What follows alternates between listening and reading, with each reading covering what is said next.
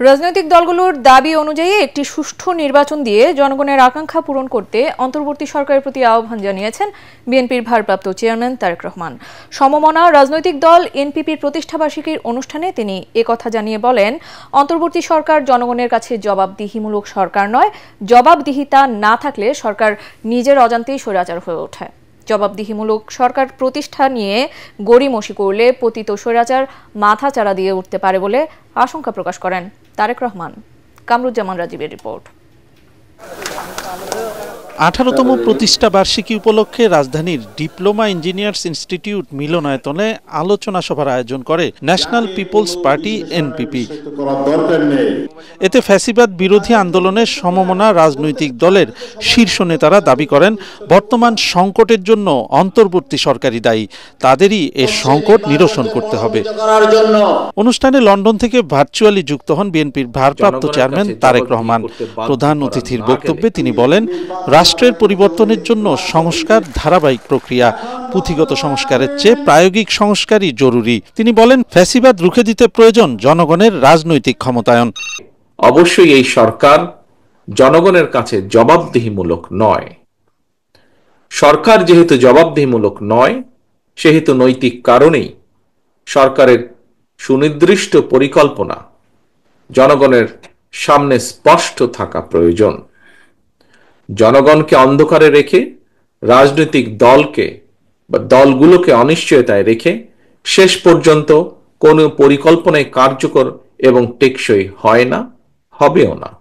তারেক রহমান আরো বলেন, মতপার্থক্য থাকলেও স্বৈরাচারের উত্থান মোকাবেলায় সবাই ঐক্যবদ্ধ।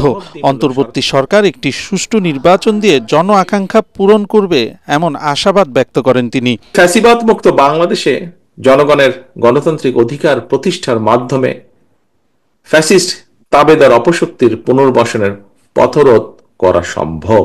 বিএনপির দাবি, আগামী ডিসেম্বরের ভেতরে জাতীয় নির্বাচন অনুষ্ঠিত হতে হবে।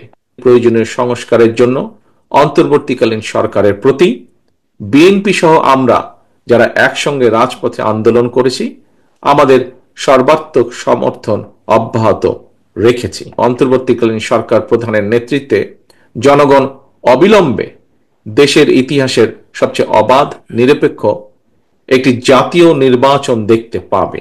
তারেক রহমান বলেন, সব সংকট সমাধান করা অনির্বাচিত সরকারের পক্ষে সম্ভব নয়। সংকট সমাধানে প্রয়োজন জনগণের ভোটে নির্বাচিত সরকার।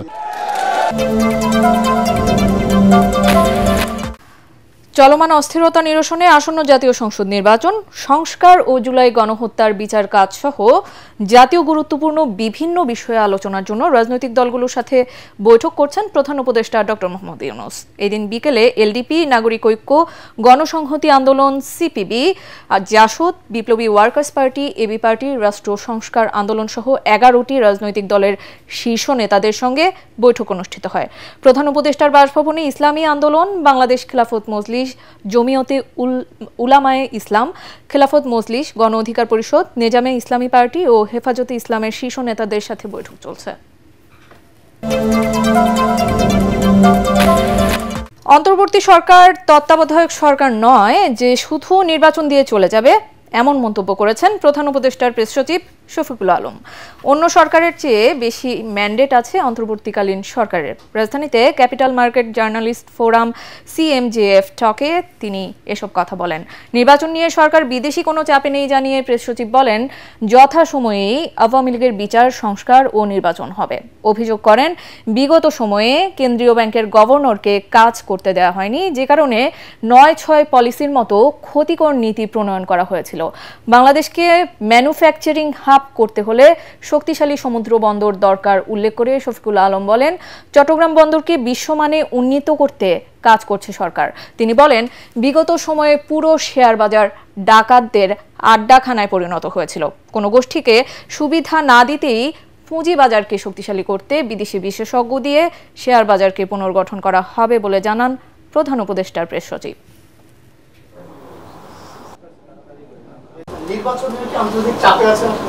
কোনো চাপে নাই। আপনারা ইউরোপিয়ান ইউনিয়নের অ্যাম্বাসেডর কিছুদিন আগে যে বক্তব্য দিয়েছে দেখেছেন তো। আর ইউরোপিয়ান ইউনিয়ন হচ্ছে আমাদের লার্জেস্ট ইম্পোর্টার। ইলেকশন নিয়েও ধোঁয়াশার কিছু নাই। কালকে স্যার বারবার বলেছেন উনি এক কথার মানুষ এবং উনি ইলেকশনটা জুন 30, 2026-এর মধ্যেই দিবেন। ইন্টারিম গভর্নমেন্টের কাজের মধ্যে ইকোনমিক রিফর্ম, মানে রিফর্মটা একটা বড় একটা পার্ট। আপনাদের ওনার 3টা কাজ, একটা হচ্ছে সংস্কার মানে রিফর্ম, নির্বাচন, আর একটা হচ্ছে বিচার। প্রধান উপদেষ্টাকে নানাভাবে বিভ্রান্ত করে একটি মহল রাজনীতিবিদ ও জনগণ থেকে দূরে সরিয়ে দেওয়ার ষড়যন্ত্র করছে বলে অভিযোগ করেছেন বিএনপির স্থায়ী কমিটির সদস্য doctor AZM Zahid Hossain. Dhaka reporters ইউনিটিতে আলোচনা সভায় তিনি আরও বলেন, এতে ইন্ধন দিচ্ছে পতিত স্বৈরাচার সহ দেশি বিদেশি নানা চক্র। তিনি অভিযোগ করেন, সরকারের বিভিন্ন দায়িত্বে থাকা ব্যক্তি ও নতুন রাজনৈতিক দলের নেতাদের দুর্নীতি অনিয়মের নানা খবর গণমাধ্যমে আসছে। ডাক্তার জাহিদ বলেন, বিএনপি সংস্কারের পক্ষে বলেই 31 দফা প্রস্তাবনা দিয়েছে। সংস্কার একটি চলমান প্রক্রিয়া, এর জন্য জাতীয় নির্বাচন বিলম্বিত করার সুযোগ নেই। অনুষ্ঠানে বিএনপির ভাইস চেয়ারম্যান বরকতুল্লাহ বুলু বলেন, জুলাই গণঅভ্যুত্থানের শক্তির মধ্যে পরিকল্পিতভাবে বিভাজন সৃষ্টির চেষ্টা চলছে। ইউনূস স্যারকে কিভাবে জনগণের কাছ থেকে, রাজনীতিবিদদের কাছ থেকে দূরে সরানো যাবে, একটা বিভেদ তৈরি করা যাবে, দূরত্ব সৃষ্টি করা যাবে, সারাদিনের কাজ হচ্ছে তাদের এইটা। আর এর সাথে যোগ হয়েছে পলায়নকৃত স্বৈরাচারের দোষর, তারাই জনগণ যাতে ক্ষমতা বা তার মালিকানা ফেরত পেতে আরো বিলম্ব হয় তার জন্য যা যা ষড়যন্ত্র করা দরকার, তাদের দোসররাও তাদের বন্ধুরাও এর মধ্যে কিছু কিছু ঘি ঢালতেছেন। যারা 36শে জুলাই সৃষ্টি করলেন, 5ই আগস্ট করলেন, সেই মানুষগুলো মধ্যে আজকে বিভাজন হচ্ছে।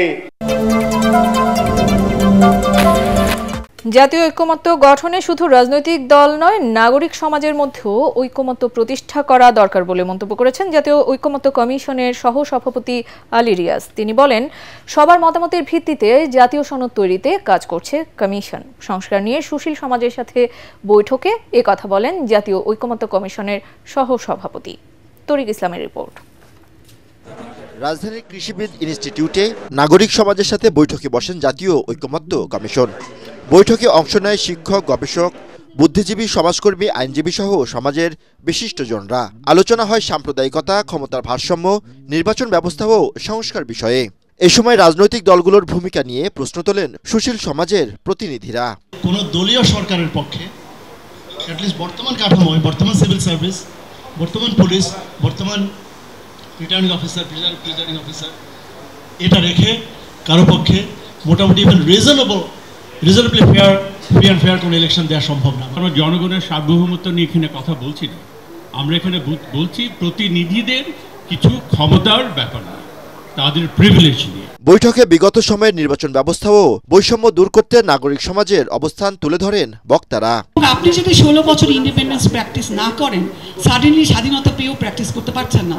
এটাই সুযোগ হচ্ছে, আমরা এই দেশ যে একটি বহু জাতি, বহু ভাষা, বহু সংস্কৃতি একটা দেশ, সেটাকে হচ্ছে আমরা তুলে ধরার। যে ট্রান্সপারেন্সি নাই যে আমাদের ডিফেন্স মিনিস্ট্রিতে, বা অ্যাকাউন্টেবিলিটি নাই, এই কোয়েশ্চনটা আমরা কি যথার্থভাবে অ্যাড্রেস করেছি? আমার মনে হয় তো আমি আমার নজরে পড়ি নাই। বৈঠকের সভাপতি আলী রিয়াজ জানান, সবার মতামতের ভিত্তিতে তৈরি হবে জাতীয় সনদ। জুলাই গণ অভ্যুত্থানের মধ্য দিয়ে যে সুযোগ তৈরি হয়েছে তা কাজে লাগাতে হবে। আমরা আশা করছি যে শুধু আজকে না, রাজনৈতিক দলগুলোর অব্যাহত আলোচনার পাশাপাশি নাগরিক সমাজ বিভিন্ন কাঠামোর মধ্যে বিভিন্ন উপায়ে সেগুলো নিয়ে বড় ধরনের পাবলিক ডিসকোর্স যেটা আমরা বলি, সেগুলোকে তৈরি করার চেষ্টা করব। কমিশনের কাজে স্বচ্ছতা আনতে রাজনৈতিক দলগুলোর সাথে আলোচনার বিষয়বস্তু জনসম্মুখে প্রকাশ করা হবে বলেও জানান জাতীয় ঐক্যমত্য কমিশনের সহসভাপতি আলী রিয়াজ।